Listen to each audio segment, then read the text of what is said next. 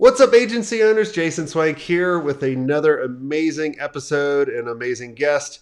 We're going to talk to an 8-figure agency owner who's going to talk about how he really kind of transitioned out of really doing everything and transitioned more to a leadership role where he doesn't have, he doesn't have to make all the decisions, which I think a lot of us like. We're also going to talk about M&A, growth, getting big accounts.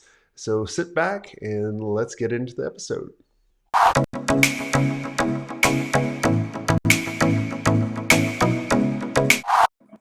Hey, David, welcome to the show. Hey, Jason, thank you for having me. Looking Yeah, forward to it. yeah, excited to have you on. So tell us who you are and what do you do? All right. So, Dave Anderson, I live here in sunny Arizona where it's still 100 plus degrees here. Today, when we're recording this anyway, in late September. So, I am in Arizona. I have been an agency owner for about 23, 24 years now and worked at another agency for a good 3 years before that. Name of the agency is Off Madison Ave. We are a full service, kind of going back to the old terms, full service agency that does everything from creative media, public relations, social media, digital, all of the kind of stuff that that we've had. We're about 35 full-time people, but our business model has really evolved to where we're with just plethora of great talent out there now, of how we're using a real combination of full-time people and people with specific skill sets to do our diverse client work every day. Very cool. And so tell me kind of how did you guys get started or why did you start? That's a great question. So I have one business partner, Roger Herney, a great friend of mine. So we were both Still a business working, partner? still business partners, 23, 24 years in October, years later, still business partners. And I can give some insights if you like why I think that has worked over Yes. time. But we were both working at the same agency, and to be honest with you, I got fired one day. First time I'd ever been fired in my life from a job. My wife and I were 1 month pregnant with our first child on the way. I still remember and going and telling her, picking her up at work, and she said, "How'd the day go?" And I said, "Well, I got fired today." That'll stress out your Was it wife in any Friday? situation. Was it on a And Friday? no, I think it was a Monday. I started the week off the right way for her. So, Oh, I've always been fired on I couldn't Fridays. get. Yeah, no, this was a Monday, and it's a story that needs to be told over alcohol. The agency kind of turned into the culture was bad, and the CEO asked me one day why it was bad, and I told him my honest opinion, and I didn't last long after that. So I come from the PR side of things. Background in politics, PR. My business partner worked for McCann Erickson. He is the creative guy, and we just working together saw the value. Again, I'm an old guy. Way back then, where PR and creative didn't really work well together. They were more siloed, and we really wanted to bring that together to bring a total marketing picture. So yeah, 23 years later, we've done three small acquisitions over the years to help us grow. And like every one of you, we've had our best of days and our absolutely worst of days. I'm a lot grayer now, but we've survived. Very cool. And tell me, what's been the process? How long did it take you, or if you kind of remember some of the key elements or key things that happen to get to a point where you don't have to be in the day-to-day operations anymore? Yeah, it's a great question. And I'm going to be honest with you. I severely messed it up 2 times before I got it right. And it's a thing that I work with kind of both other business owners now and agency owners. The process of working on the business every day, not in the business, and then ultimately be able to move where I am now today, where I don't really have any day-to-day role in the company. I'm still involved from a financial side. If we do an acquisition like we did last November, I'm very involved. But I work directly with our GM. So the first time I messed it up, I hired a person from the outside who supposedly had a lot of agency experience, a bigger agency actually. And after going through the process, what I did horribly wrong was I didn't have a solid onboarding process for the new person that was coming on. Honestly, I kind of said, this person's hired, he starts on Monday. And by Monday afternoon, I was like, good luck, and within 6 months, we'd lost clients. Most hurtful was I lost, I think, 3 of our top 5 leadership team members because of that person's leadership style, how they were doing. Just a bad time.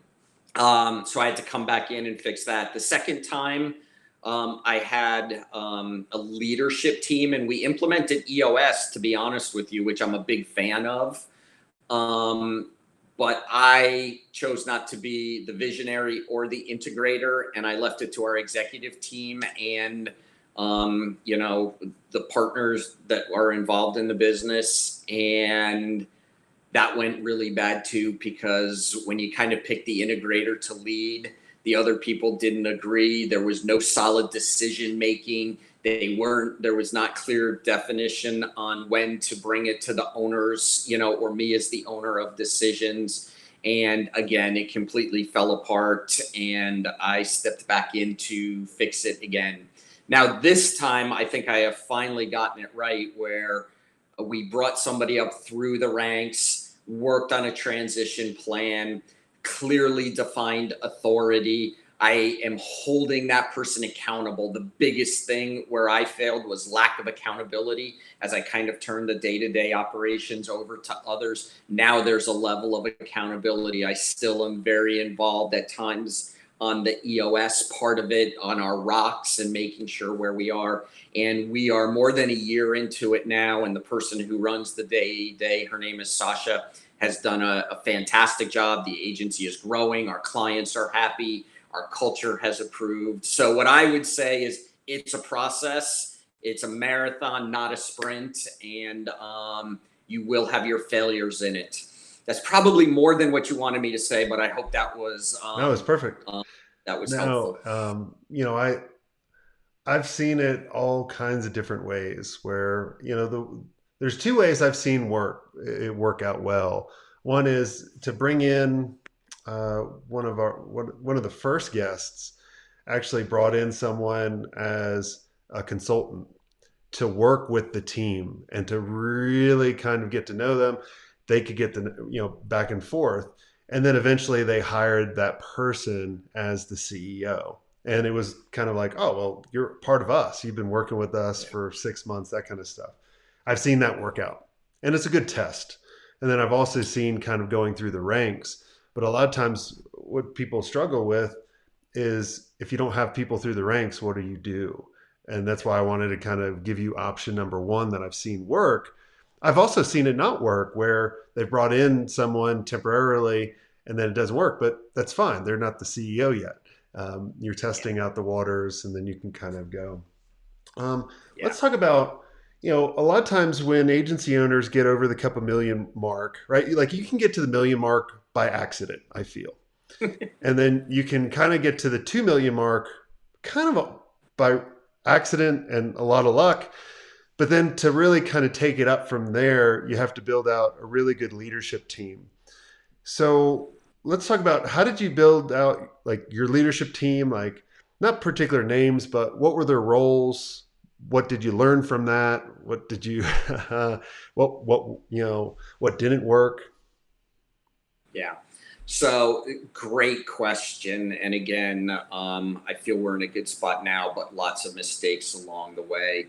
So how we do it, we call them group heads in our organization, and we put people at the lead of like our account service team, our creative team, our PR team, and our media team. And those, did I say creative too? And Mm-hmm. creative. So we put a person at the head of all of them, and then I made them the leadership team that they were the ones to work collectively on. We're not big enough to, and never have been. And quite frankly, I don't think I agree with having people that are just managers and not. So they're working directors is what we call them. They were directors, the head of their group heads. But they were the ones who were responsible for making sure we weren't siloed and the workflow and cross functioning like that. And that has worked very well with us. But as agency owners know, actually any CEO leadership knows the challenge there is managing the personalities, the issues, the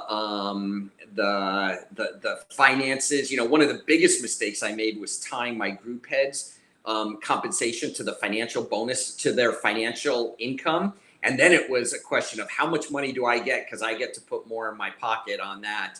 And so what I did was and still is, their compensation bonuses and stuff like that is based on the overall performance of the agency, not of an individual. Otherwise, you'll always have people looking out for their own personal well-being that they go through. So it's really that. Now, also as a business owner, agency owner, what you need to do, two things is, one is you need to let go as you bring on those senior people. You don't hire senior people and micromanage them. They don't want to come in and be told what to do, but you as an owner have to relinquish that.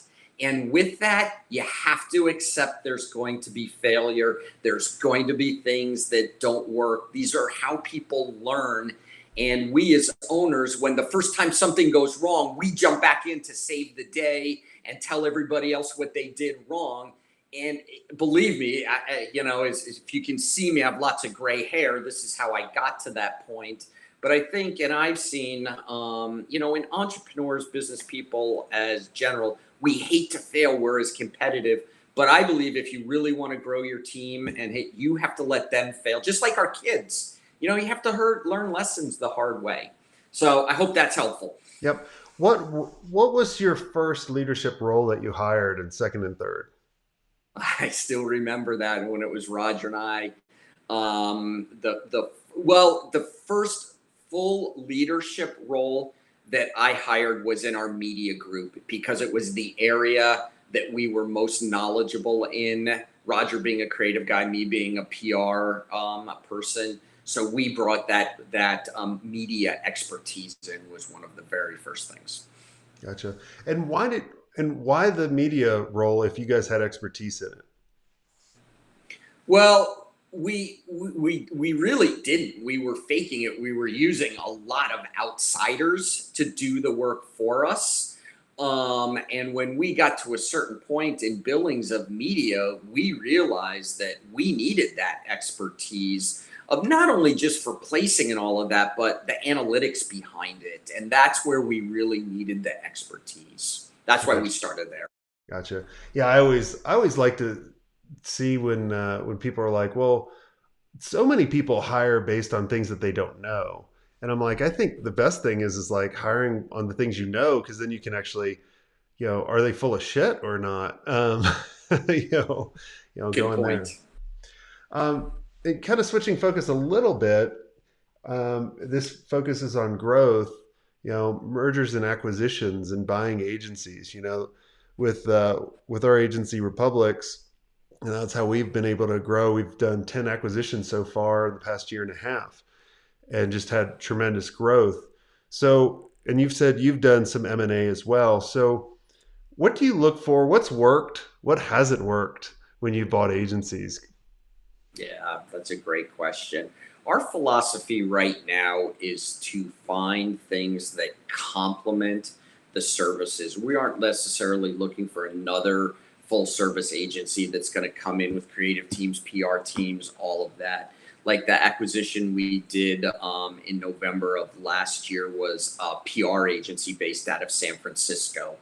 And we wanted to really bolster our PR capabilities. It was also a step in over 20 something years, and probably something I would do different, maybe do different, is we've always been more of a generalist agency. We've had some core areas of focus, and we really want to move to a much deeper focus in two areas specifically. And this was a great way to bring in a book of clients that fit into that area where we want to be more specific. So I would say, as you know, in M&A, there's two types: financial, which you're just adding revenue dollars, and there's strategic. And we're looking more strategic with the one we just did.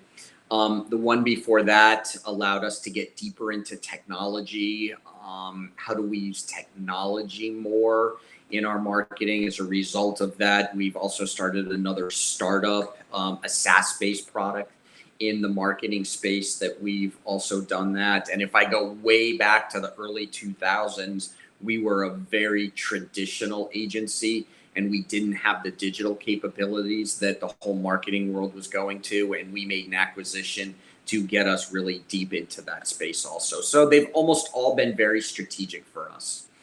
Awesome. And when you're looking at buying an agency or when you've bought these agencies, is it a roll up? Is it cash? How are you valuating them?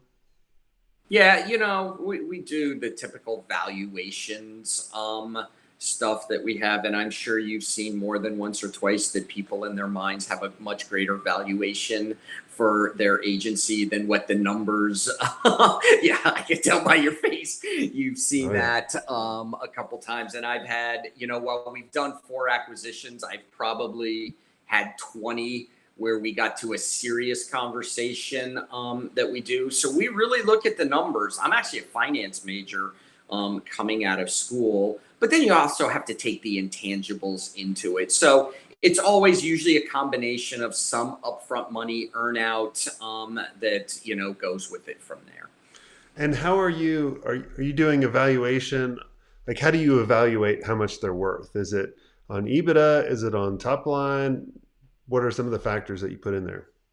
More is EBITDA, and then you play the whole add back game of what really kind of goes to here, from my country club membership to my Ferrari, to my vacation home in there, to get to her. It's a game. I mean, as well as I do, it's a game. What I would tell, and I'm sure you've had similar experiences. Use people who can help evaluate a potential acquisitions organization who understands our industry. One of the big mistakes I made on the first acquisition that we did is I used my regular attorney who knew nothing about the marketing industry. I overpaid without a doubt because of that. That know what you're doing, because it does become a game with ad backs and how owners are willing to structure their compensation. Well, if you're selling, you don't mind if the person buying you is uneducated. Make sure you Absolutely. tell us that lawyer so all the sellers can use that person.